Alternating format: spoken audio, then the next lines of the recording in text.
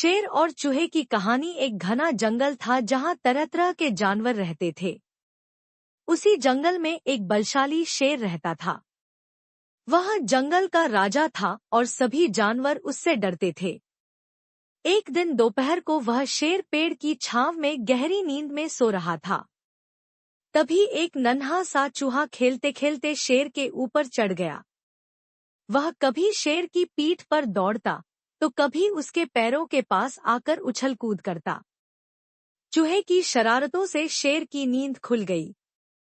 वह गुस्से से दहाड़ा और चूहे को अपने तेज पंजों में पकड़ लिया। शेर गरजते हुए बोला, नालायक, तू मेरी नींद क्यों खराब कर रहा था? अब मैं तुझे खा जाऊंगा। डर के मारे चूहा कांपने लगा और बोला, महाराज, कृपया मुझे छोड़ दीजिए। मुझसे भूल हो गई। अगर आप मुझे छोड़ देंगे तो मैं कभी आपका उपकार नहीं भूलूंगा। एक दिन मैं भी आपकी मदद कर सकता हूँ। शेर यह सुनकर हंस पड़ा और बोला, तू मेरी मदद करेगा?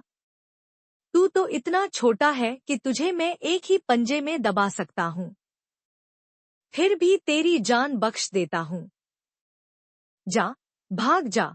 कुछ दिनों बाद शेर जंगल में घूम रहा था। तभी वह शिकारी के जाल में फंस गया। शेर ने बहुत कोशिश की पर जाल से निकल नहीं पाया। वह जोर जोर से दहाड़ने लगा। शेर की आवाज सुनकर वही चूहा वहां आ पहुंचा। उसने देखा कि शेर मुसीबत में है। चूहे ने तुरंत अपने तेज दांतों से जाल को काटना शुरू किया। थोड़ी ही देर में जाल कट गया और शेर आजाद हो गया। शेर ने खुश होकर कहा, आज तुमने मेरी जान बचाई। मैं तुम्हारा बहुत आभारी हूँ। मुझे समझ आ गया कि कोई भी प्राणी छोटा नहीं होता।